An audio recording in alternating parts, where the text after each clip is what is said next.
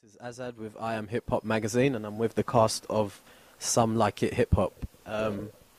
So firstly, to start off, do you want to just introduce yourselves and tell us all a little bit about the characters that you play? Yeah. Oh, go on. You go first. You go first.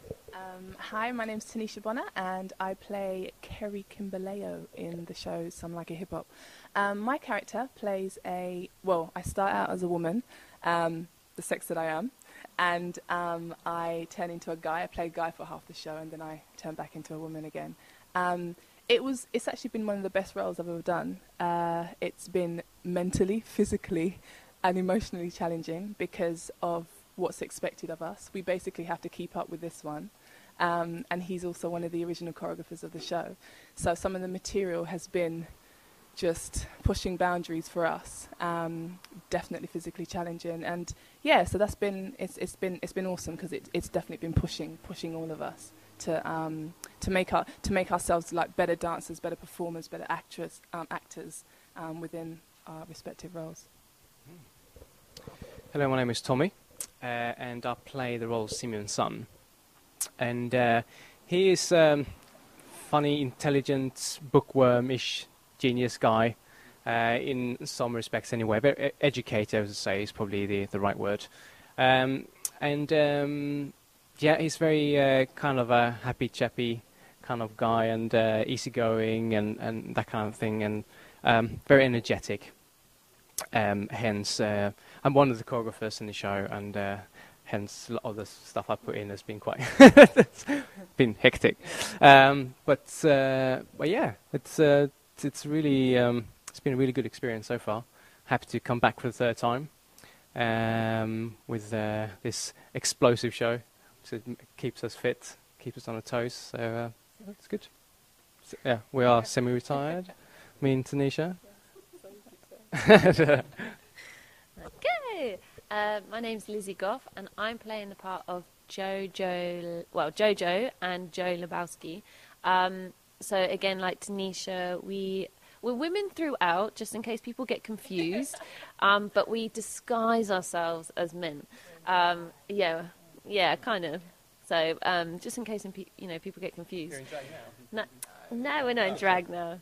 But it's great because it just crosses boundaries, and it plays on a lot of real life situations that actually happen and the way we portray it in dance. So again, like these guys have said, it's very mentally challenging, physically challenging, and it's great because the whole cast is so strong, and it's a family throughout. And this year it's the third year, and we have new people that have joined the cast, and it's great because everyone just fits in together, and we're all supportive, and yeah, it's just the rehearsals are such a laugh at the moment, so it's great.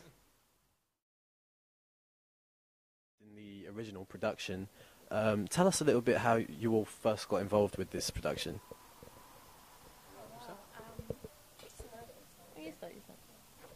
Who, me? Okay, cool. I got approached by Kate Prince, who created the show and directed the show. I can't remember how long ago now, but I think it was probably about a year prior to we opened it, so a little bit more. She asked if I was interested to be choreographing parts of the show, and I think we might have been asked at the same time. I'm not quite sure now to be part of it as yeah. So from there we did a few R&D weeks where we came together, choreographed some bits, and then brought in the dancers, and then taught it, and then we did a showing, and I think we did that twice. Was it? Yeah. And then the third time we came together, it was for the real rehearsal, and we put the whole show together. Yeah. For me, I've been a member of Zoo Nation for about 10 years now, 10 years. And actually 9 years. I'm adding an extra year on that.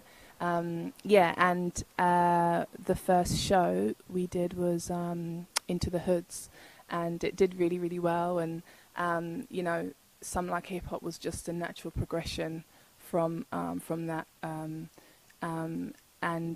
one of the great things about this show is that it's like everything is original. The original storyline, original story, original music, Yeah, so everything is from us, original choreography. Yeah, you know, everything is from us.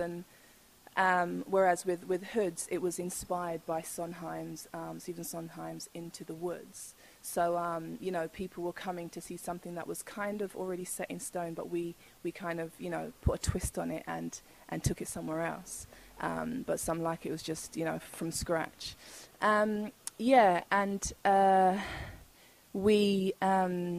like Kate mentioned it to me, she was just like, you know, how do you fancy, you know, what do you think about, you know, playing a guy and whatever? And if I was going to imagine anybody that could do this role, I would imagine you and, you know, whoever doing it. I was just like, yeah, just do it. It's fine. Yeah, and that's kind of how I always get roped into things, actually, because I know that anything she puts her mind to is going to be good, you know, and it's going to push me, it's going to challenge me. So I'm just hands down, like, just up for it. So, yeah. How did I get involved? Many things got me involved. It was because I never worked with Zoo Nation ever until I worked with Kate on So You Think You Can Dance. She choreographed the first piece of ours. And actually, Tanisha, you were assisting as well, weren't you? And it's the first time I actually really met you guys as well. So yeah, I just kind of fell into that, like, you know, do you want to take part? And obviously, I think Tommy put a good word in for me, and also another girl who choreographed some of the show and is resident director, Carrie Ann and Mui. I hope I said her name right. But she, because I did Blaze with her, so she, I think, also put in a good word for me as well. But yeah, I kind of just fell into it, really. I thought, why not? Because I've also always seen the Zoo Nation shows, and they're so amazing. I was like, well, I'd like a challenge, and I definitely have been challenged. What was it that first inspired you guys to become dancers in the first place, and what, if any, advice would you give to young people who might want to follow in your footsteps today? Well, for me, I'm not saying I lived in the dark ages, but I didn't really have, like, we didn't have YouTube or anything like that, and I remember just kind of watching Top of the Pops and seeing, I don't know, like Spice Girls and Britney Spears and Steps and all that lot. And for me, I just remember seeing the backing dancers. Obviously, I loved the artist, but I always wanted to be the backing dancer. And just from then, I kept doing my dance classes. Like, I went to a local dance school, and then I went to a dance college, and then it's just kind of been progressive. And I've always had goals, but, you know, you overpass them, so then you have to make new ones. But yeah, mine was a bit cheesy, really, like, if I think about it, but that's my one. Well, I grew up in Sweden in a remote place, and I don't think I ever really watched dance on TV. Actually, back then we, you know, had the 3 standard channels. That was it. No music videos. So I was kind of lucky, I suppose. We were in that area. That was there was a guy came over from America with his sister, and they opened a dance school. So they took something with them that we didn't have in Sweden, which was hip hop, amongst other things. And I had watched dance before, as in my sister was doing ballet and these kind of things, and never had no interest in it. And then she started taking classes with this guy, and I saw her perform and do class and that kind of thing with a teacher.